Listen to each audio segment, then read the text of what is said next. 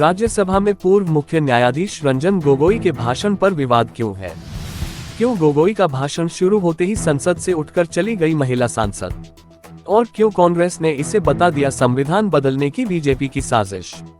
रंजन गोगोई के भाषण को कपिल सिब्बल ने सुप्रीम कोर्ट में रखा तो क्या बोले चीफ जस्टिस चंद्रचूड़? सबसे पहले जानिए पूर्व चीफ जस्टिस रंजन गोगोई ने संसद में ऐसा क्या कहा कि संसद से सुप्रीम कोर्ट तक मचा बवाल। रंजन गोगोई ने दिल्ली सर्विस बिल पर बहस के दौरान कहा, हो सकता है कि कानून मेरी पसंद का न हो, लेकिन इससे ये मनमाना नहीं हो जाता। क्या इससे संविधान के मूल विशेषताओं का उल्लंघन हो रहा है? मुझे संविधान के मूल ढांचे पर कुछ कहना है। उन्होंने कहा, भारत के पूर्व सॉलिसिटर जनरल इंद्रारिजुना ने केशवानंद भारती केस पर एक किताब लिखी थी। उस किताब को पढ़ने के बाद मुझे लगा कि संविधान के मूल ढांचे पर बहस हो सकती है। ये बहस का विषय है और इसका कानूनी आधार है। विपक्षी दल इस बिल को देश के संघीय ढांचे पर हमला मान रहे हैं और इसका विरोध कर रहे हैं। लेकिन रंजन गोगोई ने इस बिल को सही ठहराने के लिए कहा, अगर पसंद का कानून न हो तो ये मनमाना नहीं हो जाता। दरअसल गोगोई ने ऐसा कहकर बिल का विरोध कर रहे विपक्षी दलों के तर्क को कमतर देखा। भारत के संविधान में मूल ढांचे यानी बेसिक स्ट्रक्चर का कोई जिक्र नहीं है। इसके मूल में ये विचार है कि संसद ऐसा कोई कानून नहीं ला सकती जो संविधान के मूल ढांचे में बदलाव करती हो। ये भारतीय लोकतंत्र की खासियत को बरकरार रखने और लोगों के अधिकारों और स्वतंत्रता की रक्षा से जुड़ा विचार है। संविधान के मूल ढांचे की बात केशवानंद भारती केस में सामने आई। इस केस के फैसले में ये कहा गया था कि संविधान के संशोधन के जरिए भी संविधान के मूल ढांचे में परिवर्तन नहीं किया जा सकता। अब जबकि रंजन गोगोई की स्पीच के बाद संविधान के मूल ढांचे पर बहस को लेकर चर्चा गर्म है, तो संवैधानिक कानूनों के विश्लेषक भी इस पर अपनी प्रतिक्रिया दे रहे हैं। सवाल उठ रहे हैं कि जब सुप्रीम कोर्ट कहता है कि संसद को संविधान के किसी हिस्से को संशोधित करने का अधिकार नहीं है, तो वह संसदीय संप्रभुता को चुनौती है। संसदीय संप्रभुता यानी इस देश के लोगों की संप्रभुता। जब सुप्रीम कोर्ट ऐसा कहता है तो वो संसदीय संप्रभुता के लिए गंभीर खतरा है। संविधान सभा में बहस के दौरान B.R. अम्बेडकर ने कहा था कि हम संविधान में ऐसा कोई प्रावधान नहीं करेंगे कि गड़े मुर्दे हमारे ऊपर आकर राज करें। उन्होंने कहा था संविधान में लचीलापन होना चाहिए। 1973 में केशवानंद भारती केस में सुप्रीम कोर्ट ने कहा था कि संविधान के मूल ढांचे में बदलाव नहीं हो सकता है।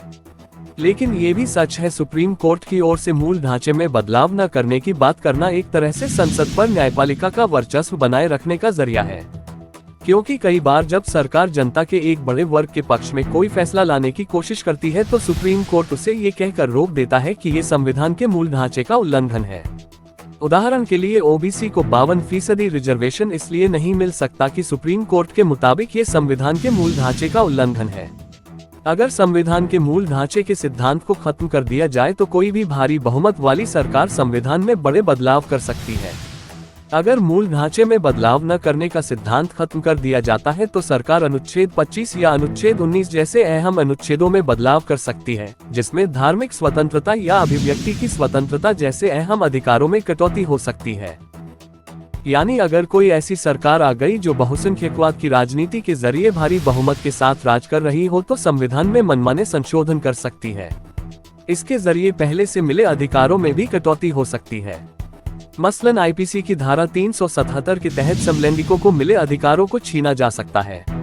इसके विरोध में एक तर्क ये भी है कि संविधान के मूल ढांचे के सिद्धांत में बदलाव न करने की व्यवस्था इसलिए दी गई थी ताकि किसी के पास इतनी ताकत न आ जाए कि वो मनमाना बदलाव करे। संसद के पास इतनी ताकत न आ जाए कि इसमें बहुमत वाली पार्टी ऐसे बदलाव कर दे कि लोगों को मौलिक अधिकार प्रभावित हो। 1973 में जब ये व्यवस्था दी गई थी तो इसका मकसद इंदिरा गांधी सरकार को अथाह ताकत हासिल करने से रोकना था। राज्यसभा में रंजन गोगोई की स्पीच के दौरान 4 महिला सांसद समाजवादी पार्टी की जया बच्चन, शिवसेना यूबीटी की प्रियंका चतुर्वेदी, एनसीपी की वंदना चौहान और टीएमसी की सुष्मिता उठकर चली गईं। उन्होंने उनकी स्पीच का बहिष्कार किया। गौरतलब है कि 2019 में गोगोई पर उनके दफ्तर में काम कर चुकी एक पूर्व कर्मचारी ने यौन दुर्व्यवहार का आरोप लगाया था। रंजन गोगोई ने ये कहते हुए आरोपों का खंडन किया था कि यह सीजेआई के कार्यालय को निष्क्रिय करने के लिए बड़ी ताकतों की ओर से रची गई साजिश थी। चूंकि कोर्ट में कई संवेदनशील मामलों की सुनवाई होनी थी और इससे कईयों को मुश्किलों का सामना करना पड़ सकता था, इसलिए ऐसे आरोप लगाए गए। उन्होंने 2019 में कहा था कि न्यायपालिका की आजादी बेहद गंभीर खतरे में है, जो दुर्भाग्यपूर्ण है।